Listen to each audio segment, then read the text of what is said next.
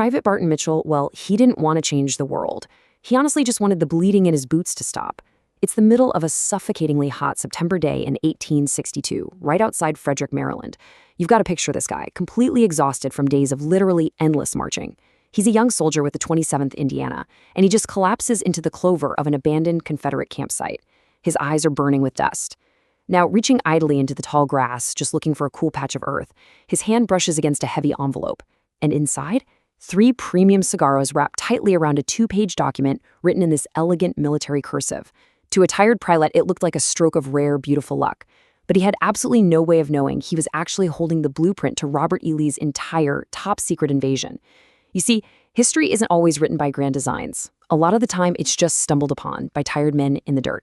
Now, what's really interesting about this slide is comparing our reality to the one that honestly haunts this whole story. Imagine if Mitchell's hand shifts just 2 inches to the left. Just 2 inches. He finds nothing but mud. He sighs, smokes his own cheap tobacco, and falls into a heavy, dreamless sleep, while a sudden afternoon breeze rolls that envelope into a dark ditch, burying it completely beneath the autumn leaves. Special Order 191 remains lost in the grass. It becomes an invisible ghost, steering a phantom army, leaving the Union High Command marching completely blind. And because that paper stays buried, General George McClellan does exactly what he always did. He waits. Paralyzed by his own caution, he lingers in his tent, terrified of a phantom Confederate force that doesn't even exist. In our world, Mitchell's discovery forced the Union to strike like lightning. But in this darker reality, the silence endures. McClellan gives Lee the one commodity he desperately needs, the time to gather his scattered pieces and dig in.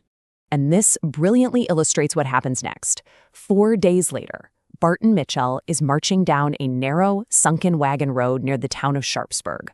His throat is completely dry with fear. The morning air just tastes of river mist and, well, panic. Then, without a single whisper of warning, the ridges above them erupt in a deafening blast of cannon fire. Lee's artillery, placed with absolute mathematical precision, rains canister shot directly into the bottleneck.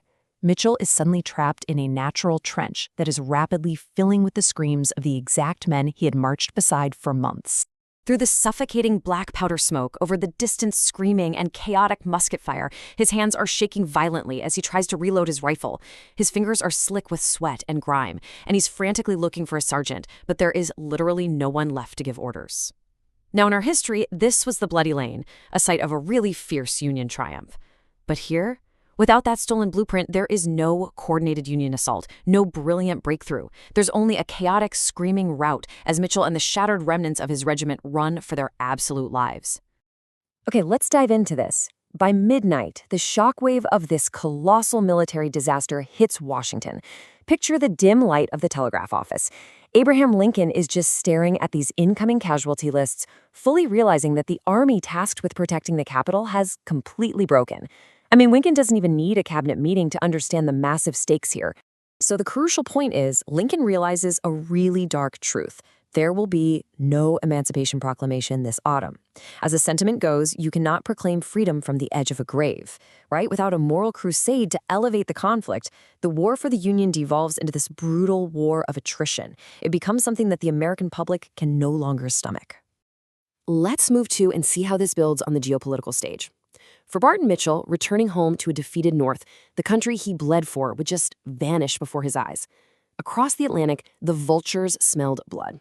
Over in London, British Prime Minister Lord Palmerston looks at the smoking ruins of the Union Army and decides, that's it, the American experiment is over. Many historians argue that Britain and France might not have remained neutral for long. I mean, within weeks, their ironclads could have anchored right in the Chesapeake Bay, not to negotiate, but to back a broken Washington into a corner. It was a move that many believe could have forced a permanent surrender, fracturing the United States for good. Imagine following Mitchell 20 years later.